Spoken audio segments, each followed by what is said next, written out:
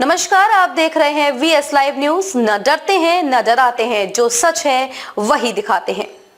तो चलिए रुक करते हैं आज की प्रमुख और बड़ी खबर पर। हमारी डोडो घर आ गई, बेटी से लिपटकर रोने लगी मां। कौन है हमास की कैद से आजाद हुई तीनों लड़कियां?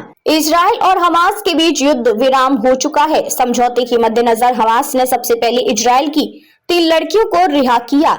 इसके बदले इजराइल ने 90 फलस्तीनी कैदियों को रिहा किया। हमास ने रोमी गोनेन, एमली डोमरी और डोरोन स्टीनबीचर नामक तीनों लड़कियों को रिहा किया।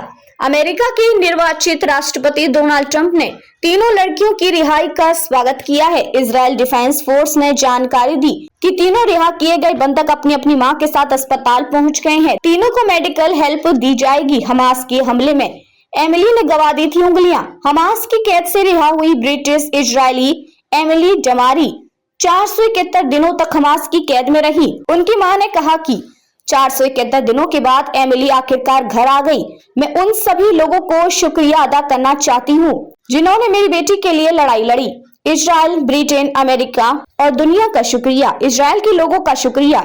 डोरोन स्टीनबीचर के परिवार ने अपने आधिकारिक बयान में कहा कि 471 मुश्किल दिनों के बाद हमारी डोडो आखिरकार हमारे पास लौट आई है। मैं उन सभी लोगों का शुक्रिया अदा करना चाहती हूँ जिन्होंने हमारा साथ दिया। इजराइल के लोगों का धन्यवाद जिन्होंने इस मुश्किल घड़ी में हमारा साथ दिया। डोरोन स्टीनबीचर और उनका परिवार। इसके अलावा रिहा होने के बाद रोमी गोनेन ने अपनी मां से मुलाकात की। रोमी गोनेन ने कहा कि अभी भी जो लोग हमास की कैद में हैं उनके परिवार के साथ खड़े रहेंगे।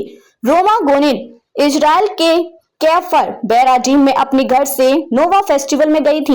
उसी दौरान हमास ने उन्हें पकड़ लिया था।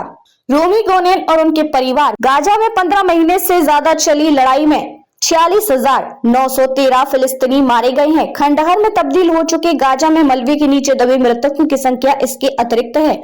लगातार बमबारी और गोलीबारी के चलते वहां पर इन शवों को निकालने का समय ही किसी को नहीं मिला।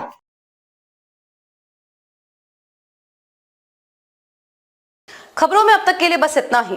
फिर होगी आपसे मुलाकात ऐसी ही किसी बड़ी और खास खबर के साथ। तब तक के लिए नमस्कार और देखते रहिए वीएस लाइव न्यूज।